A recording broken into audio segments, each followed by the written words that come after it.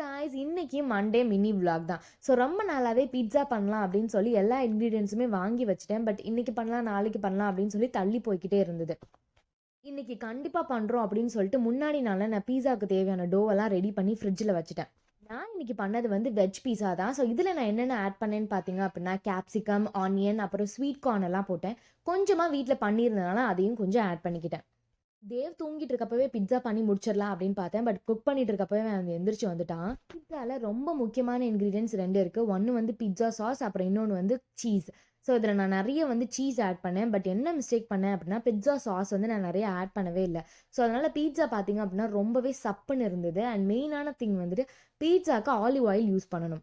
அவனில் ஒரு 300 டிகிரிக்கு 20 மினிட்ஸ் பேக் பண்ணி எடுத்தீங்க அப்படின்னா பிட்சா ரெடி. எல்லாமே சூப்பராக இருந்துச்சு டேஸ்ட் வைஸ். எக்ஸப்ட் அந்த சாஸ் மட்டும் கொஞ்சம் போட்டு தான் நல்லா இருந்திருக்கும்.